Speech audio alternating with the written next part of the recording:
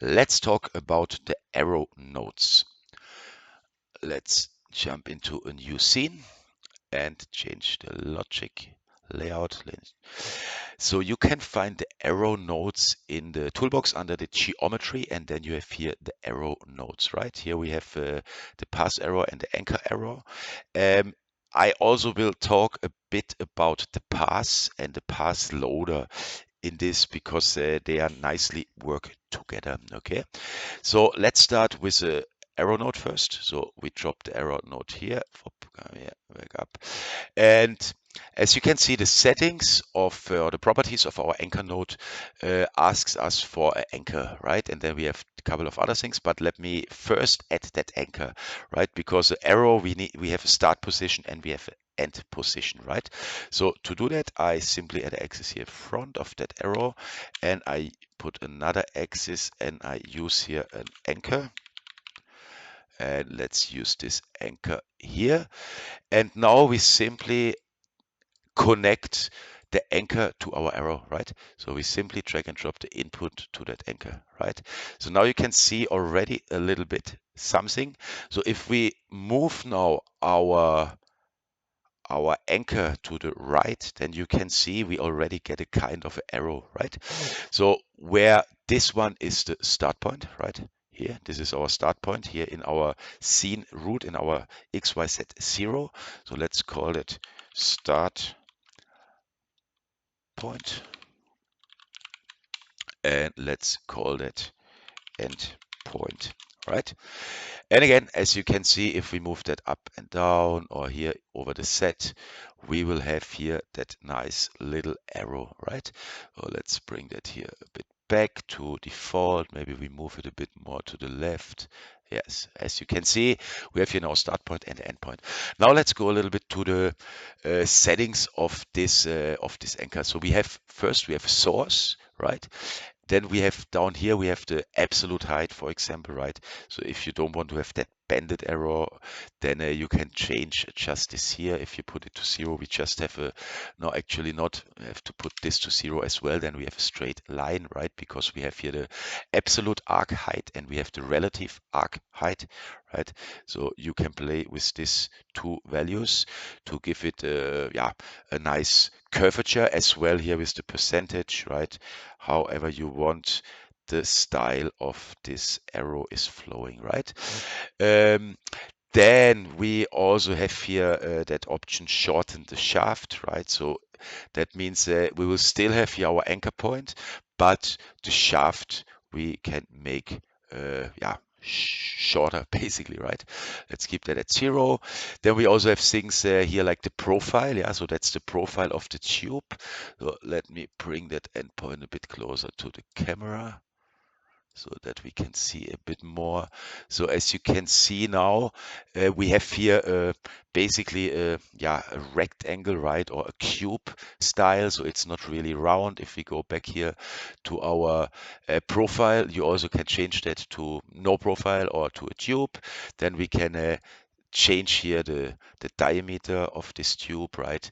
We can change the tessellation, right? So if we want to have a round one, then we bring the tessellation up. We have a bevel count, we have a bevel size and things like that. And as well, we also can play around with the UV maps if we put some textures on it with these two values, right? We as well can add a material. Then we also have another important thing that's here our tip, right? Which is by default here that cone. So this cone we also can change. We can make it larger or smaller. With these values, we can make it longer or more, yeah, with a smaller angle basically, right? And of course also here you have all the default options for the alignment, tessellations, and of course we as well can add some material, right? Then we have this option of the length here of the shaft, right? So with this one we can make nice animations to say, okay, let's say you have a map and you want to simulate a flight to a country, then you simply animate this shaft length with that, okay?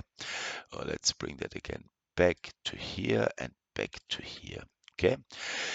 So this is basically how you can use these anchor nodes. Now let's jump to the next topic for this series. Let's delete all that, guys. As you can see, we also have that pass arrow, right? So to explain that pass arrow, first thing what I want to do or what we have to do, we have to explain a little bit the pass, right? So let's say you want to create a pass based on your layout, right? So let's bring in a pass here. And by default, you can see Ventuz is basically loading a kind of that helix, right? So if we rotate that, you can see this is now kind of the default pass object inside Ventuz. Um, and as you can see here in that pass, we have now here that pass loader, which already loads this guy, right? So like in recent tutorials, if we extract that to a content node, right? So we have our pass loader here. So I want to do that because I also want to use this pass now maybe together with our arrow, right? So let's bring in here our arrow. Let's right click and say our pass arrow. So let's bring that guy here. And now you can see already something is happening, but this one has nothing to do with this pass because this just loads exactly the same pass, yeah, the default helix pass into that pass loader basically, right? So what I want to do now, I want to get rid of this guy, and I also don't need this pass anymore. And now I want to say, hey, I want to get the pass from my pass loader. Of course, both had now the same pass loaded.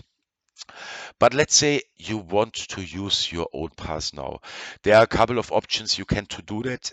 You can do that with different 3D tools, or even with Illustrator, or yeah, basically yes, tools like this, because you also can import passes like SVG file, right?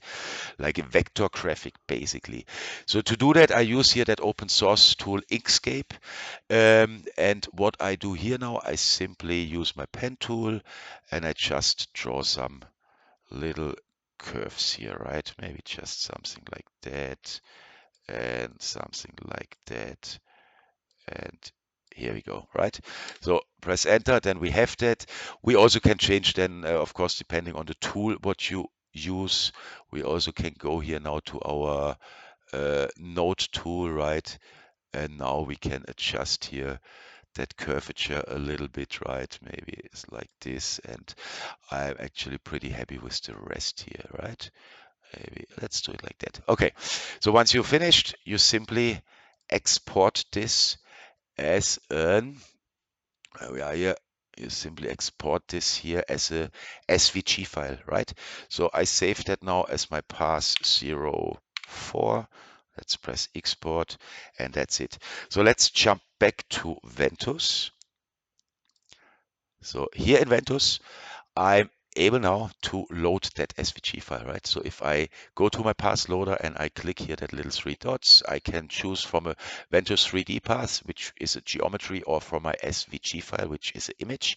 So let's select it, and here in my folder, I select my just recently drawn path, double click, and now you can see here already something is happening. Let's scale that a bit up. So this is now basically loaded into our pass arrow, right? So if we go here in our pass arrow to our profile and we reduce here our diameters, then we can see already, okay, this is exactly the pass I draw before. So let's put it to 0.001 and let's scale it up a bit. And as you can see now, we have here our path, right? Then we also have here, again, we can adjust the length of that path, right? And again, we also can add here the tip, which is in that case by default none. So I will load as well a cone. So we can't see that cone right now because it's super large. So because, you know, we had to bring the diameter much more down. So let's bring that cone also to 0.001, 0.001. And as well here the size set to 0.001. So now we see here it's a little bit too small, so let's bring it to 0.001. Sorry, it was the same, so let's bring it to 0.01, and this one as well, 0.01, and this one as 0.01 as well. Now you can see we have here our tip, like an arrow, right? And again, if we want to play now here with our lengths, we can do that. Right, so as you can see with that arrow node, it's pretty flexible because you can yeah, basically import any kind of path you want, or simply use that default arrow and the anchor and with the curvature and just animate your arrows wherever you want to have them in your application.